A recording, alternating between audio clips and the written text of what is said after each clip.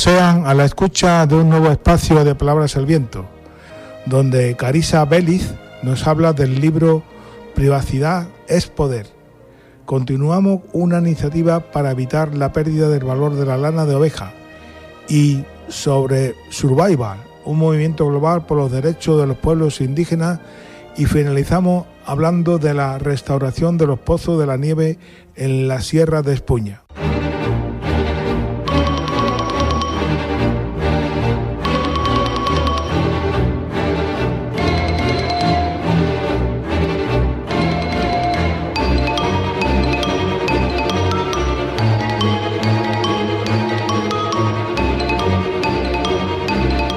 Nos vigilan, sabe que estamos leyendo estas palabras.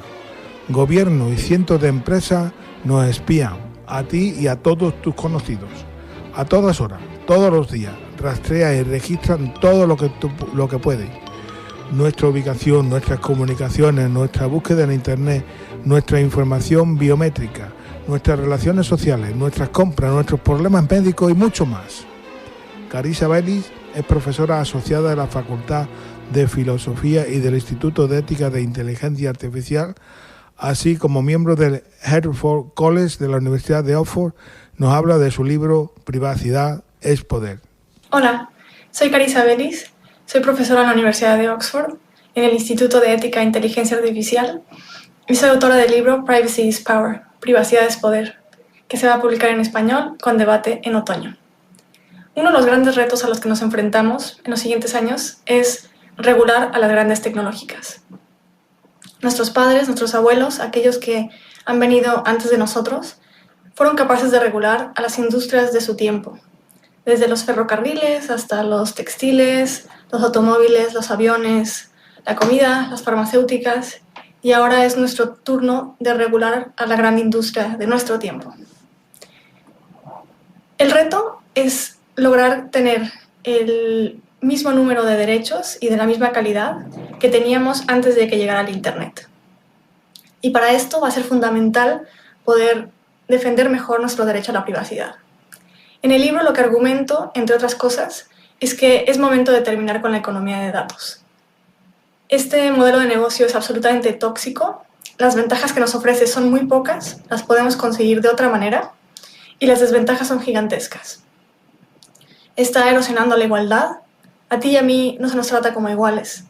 Dependiendo de qué ordenador tengas, dónde vivas, qué compres, qué buscas, nos pueden tratar muy diferente. Podemos esperar más o menos tiempo para que se nos atienda. Podemos pagar diferente precio por el mismo servicio. Podemos ver diferentes oportunidades. Por ejemplo, si eres hombre, vas a ver anuncios para trabajos mejor pagados que las mujeres.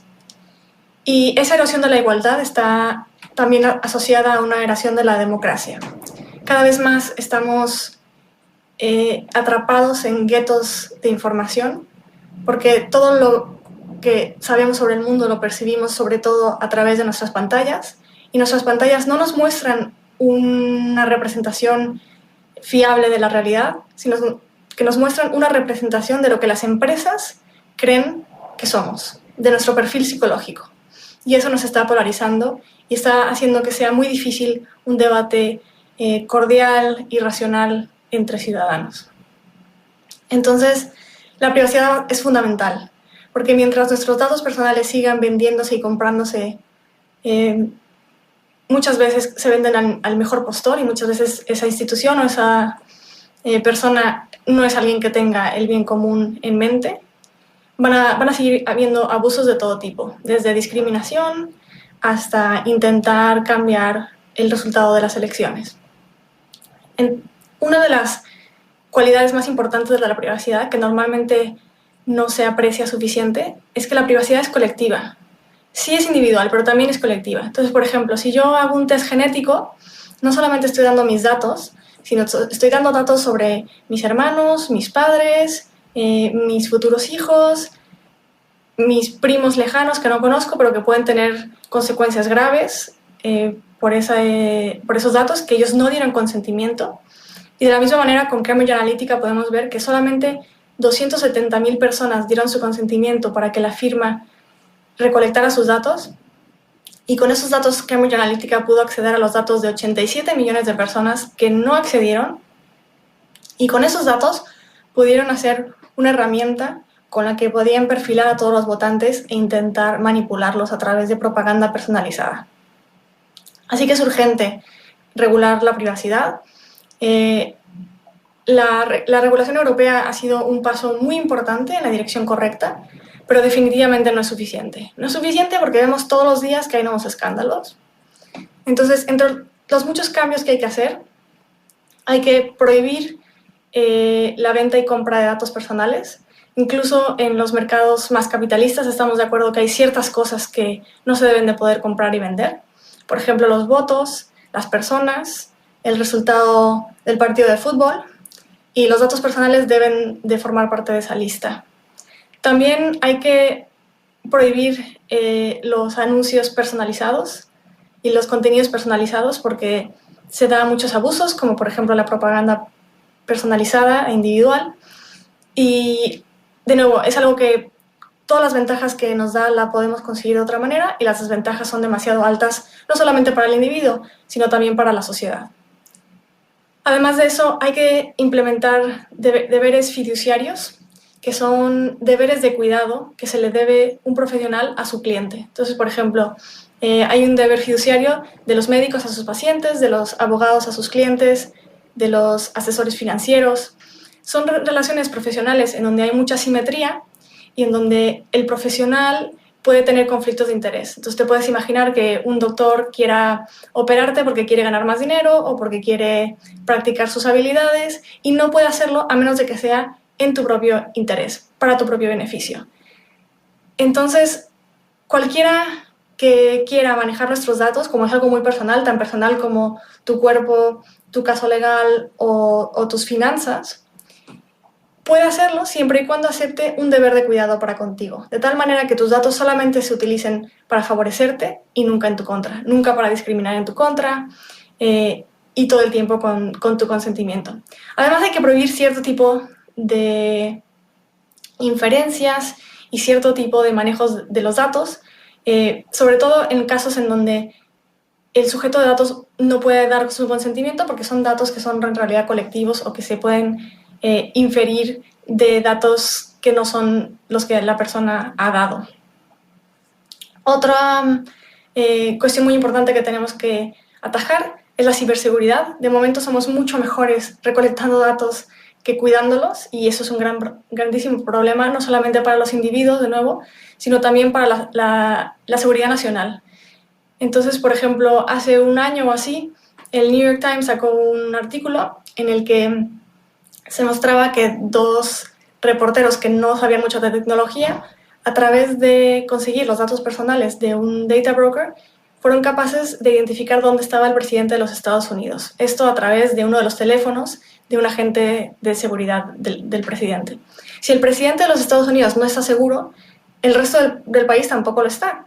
Y si el presidente y los Estados Unidos no están seguros, pues ¿qué podemos decir del resto de los países y del resto de las personas? Entonces tenemos que implementar niveles mínimos y básicos de ciberseguridad.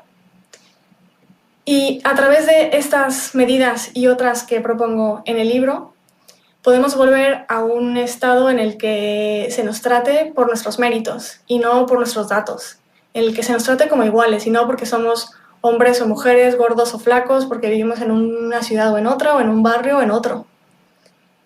Porque de otra manera, cada vez más vamos a ser víctimas de los algoritmos, víctimas de decisiones que ni siquiera sabemos cómo se hacen, ni quién las hace, ni cuándo las hacen.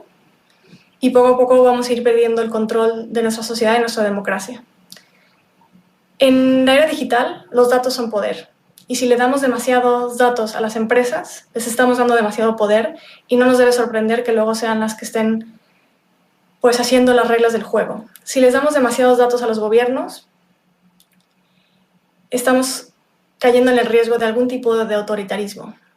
Para que la democracia sea fuerte, el poder tiene que estar en la ciudadanía. Y en el área digital eso significa que la ciudadanía tiene que tener el poder sobre sus datos personales. Puede sonar un poco radical esto de querer terminar con la economía de datos, Pero en primer lugar hay que recordar que en el pasado hemos terminado con otro tipo de actividades económicas porque nos parecían demasiado tóxicas para la sociedad. Y en segundo lugar, hay que tener en cuenta que lo que es realmente extremo, lo que es realmente radical, es tener un modelo de negocios que dependa de la violación sistemática y masiva de derechos. Eso es completamente inaceptable y no tendríamos que acostumbrarnos a ello, ni aceptarlo.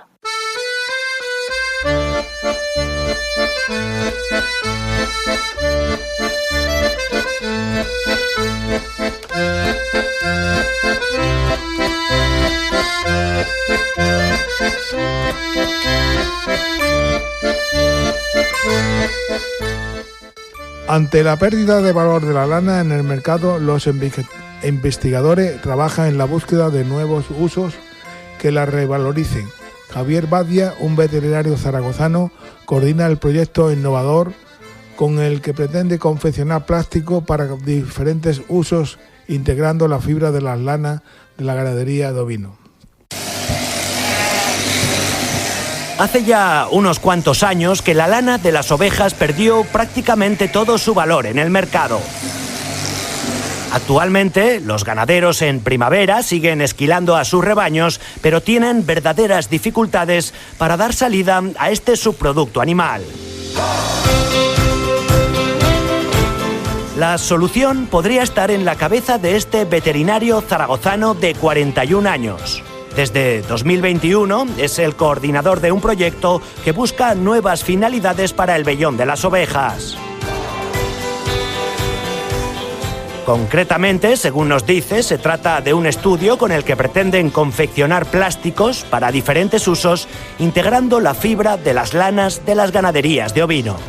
Bueno, el proyecto, que es muy innovador, se centra en buscar usos alternativos, sostenibles e innovadores de la lana, ¿no? Ante la problemática que se ha ido acrecentando en los últimos años de prácticamente no saber qué hacer con la lana, ¿no? De no tener salida en el mercado y de la poca salida que tiene, pues tener una rentabilidad mínima en estos momentos, ¿no? Lo cual ha derivado en una auténtica problemática sectorial y que los ganaderos ha llegado a un punto que incluso llegan a gestionarlo como un residuo o simplemente almacenarla durante años por no tener salida en estos momentos.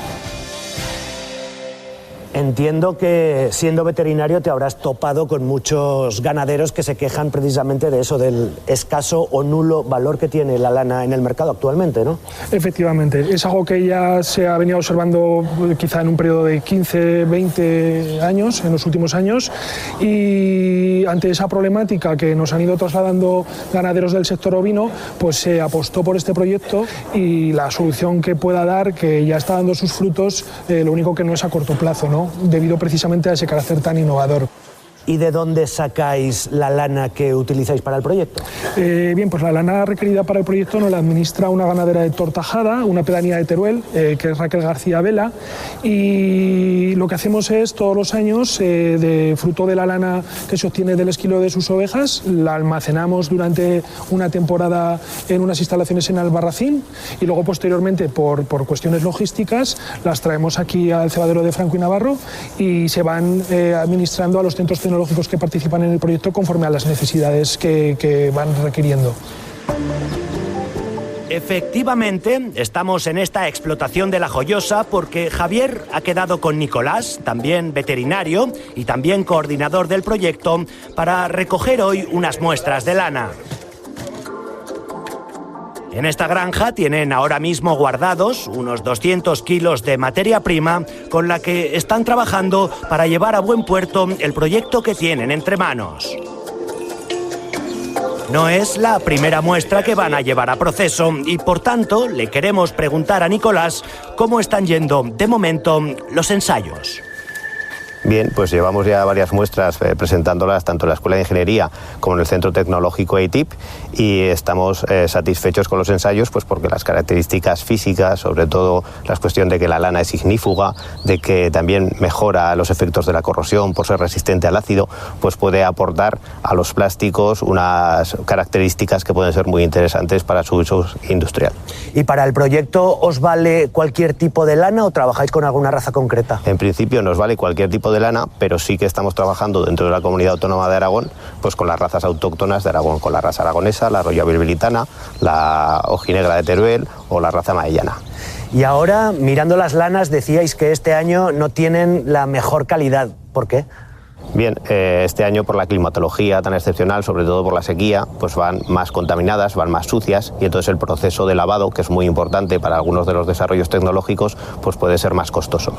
Oye, ¿y las ovejas se esquilan justo antes de los meses de verano? ¿Desde entonces hasta ahora se conserva bien? En principio, para los análisis y los posibles usos del proyecto se conserva correctamente. Además, es interesante de cara a que los ganaderos que tienen almacenada su lana pues puedan luego además aprovecharla y que no hubiera problemas en la gestión. Una vez recogida la muestra de lana, en este caso de raza aragonesa, los dos coordinadores del proyecto se dirigen al polígono Empresarium de Zaragoza.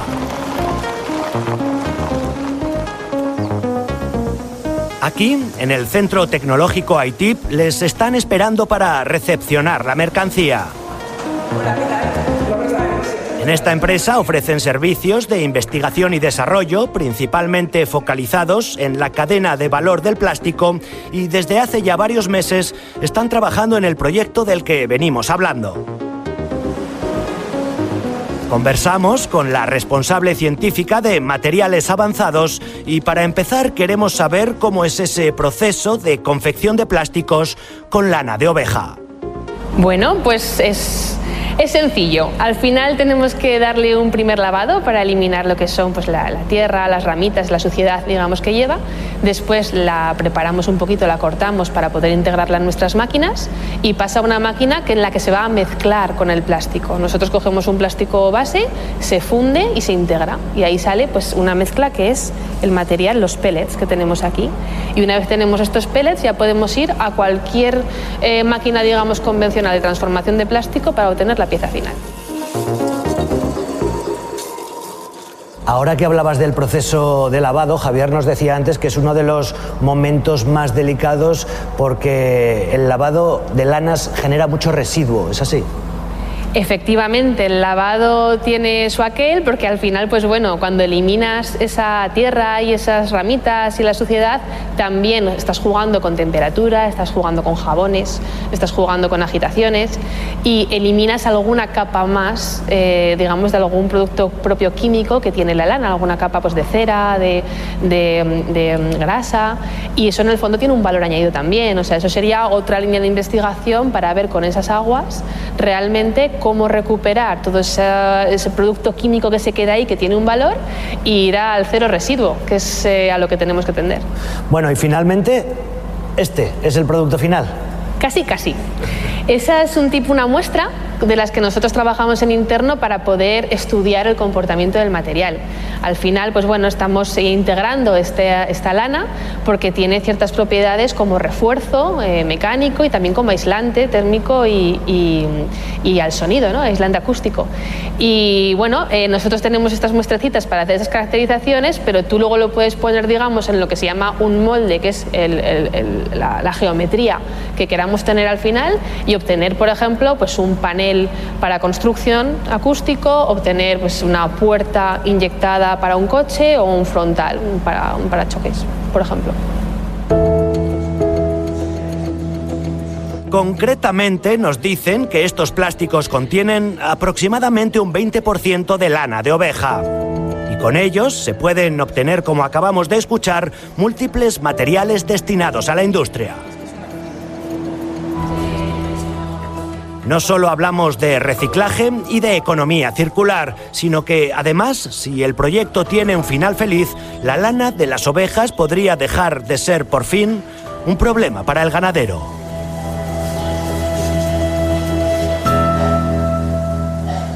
Survival es un movimiento global por los derechos de los pueblos indígenas. Survival hace campaña junto a los pueblos indígenas de todo el mundo para defender sus vidas, proteger sus tierras y decidir su propio futuro. Actualmente hay más de 370 millones de personas indígenas en el mundo, de los que más de 150 millones de mujeres, hombres y niños en más de 60 países viven en sociedades tribales. Son en su mayoría autosuficiente y depende de sus tierras para su salud y bienestar. Para los pueblos indígenas la tierra es la vida. Survivor existe para evitar la aniquilación de los pueblos indígenas y para asegurar sus derechos territoriales. Trabaja con centenares de comunidades indígenas de todo el mundo, con las que mantiene relaciones estrechas y duraderas.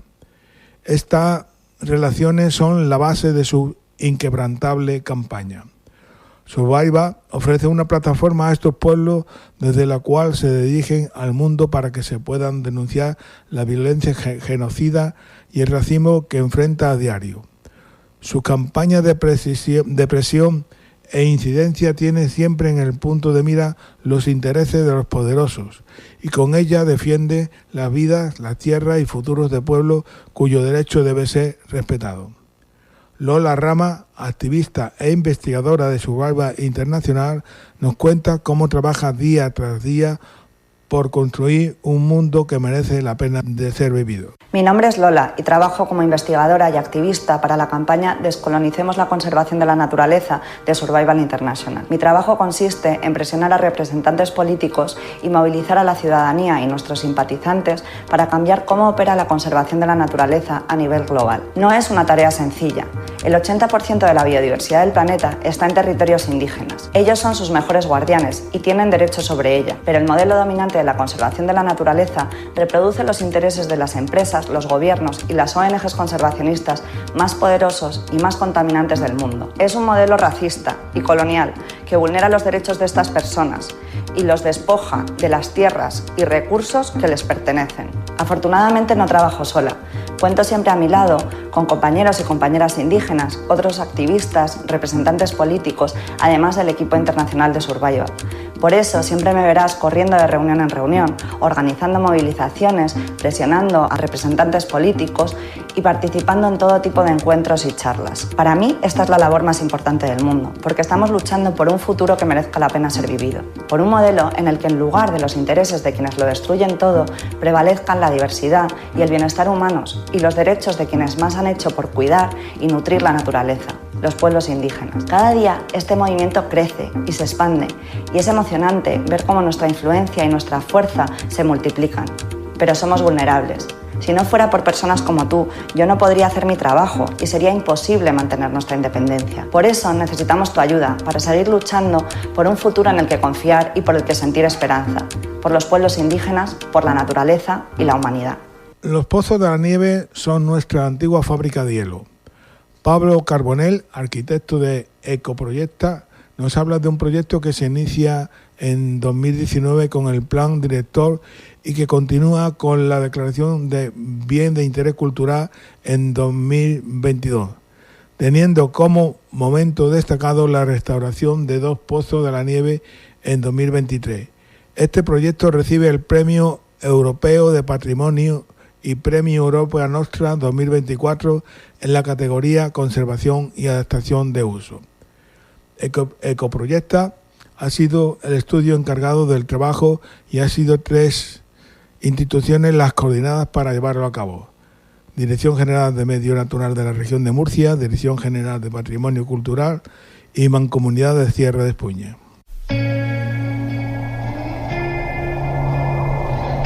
Estamos en Sierra Espuña, que es un parque natural ubicado en el centro de la región de Murcia, donde convive naturaleza y patrimonio cultural. Aquí podemos encontrar hasta 28 pozos de la nieve, que es una densidad muy poco usual en cualquier otra parte del mundo. Estas peculiares construcciones son nuestras antiguas fábricas de hielo, que estuvieron funcionando al menos desde el siglo XVI hasta principios del siglo XX, que es cuando, con la aparición del frío industrial, son paulatinamente abandonadas. El proyecto que presentamos se inicia en 2019 con la redacción del Plan Director de los Pozos de la Nieve, un encargo que nos hace la Comunidad Autónoma de la Región de Murcia al estudio Ecoproyecta, y en donde elaboramos un inventario de estos pozos, analizamos su paisaje cultural y definimos una serie de medidas que pudieran garantizar su conservación y su puesta en valor. Tras la redacción del plan director se consiguió la declaración de bien de interés cultural y se inicia la ejecución de parte de esas medidas definidas en el plan. Una de las medidas más destacadas fue la restauración de 2 pozos de la nieve, el pozo número 11 y el pozo número 13. El pozo 11 es el más grande de todo el conjunto, tiene 12 metros de diámetro y 12 metros de profundidad, más 8 metros de altura de la cúpula. Y el pozo 13 es un pozo más pequeño, pero tiene una forma singular, una forma cónica, debido a la técnica empleada, que es una cúpula por aproximación de hileras. El reto al que nos enfrentamos con este proyecto fue doble. Por un lado, trabajar en un entorno natural protegido y, por otro lado, trabajar con técnicas constructivas y materiales prácticamente en desuso. Estamos hablando pues, de piedra caliza y ladrillo artesanal. Prácticamente todo el material empleado fue reutilizado de la ruina ya existente. Sin embargo, el ladrillo sí tuvimos que fabricar nuevo, pero se fabricó con la misma técnica artesanal y por parte de una empresa local.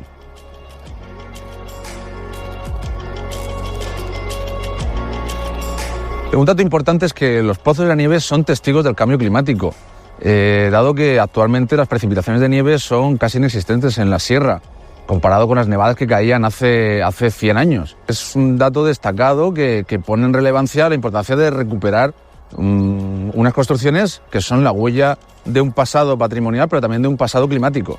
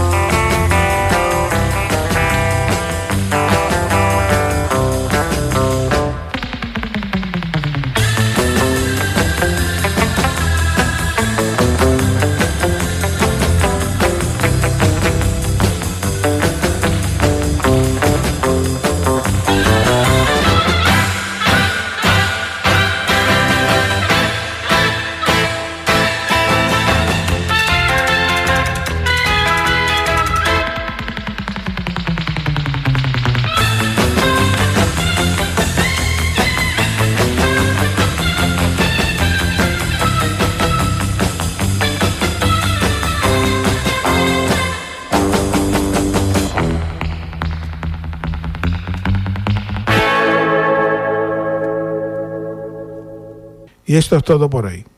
Les recomendamos que nos puedan volver a escuchar en los podcasts de las Palabras al Viento en radiopolis.org.es. Antonio Gil, cuídese, camine. Onda Local de Andalucía. Más de 100 emisoras públicas, alternativas y participativas dan forma a un mapa de comunicación diferente en el que tú también puedes aportar. Tu opinión, tus inquietudes, tus noticias, tu ocio. Todo tiene un lugar en la Onda Local de Andalucía. www.martv.com. Participa.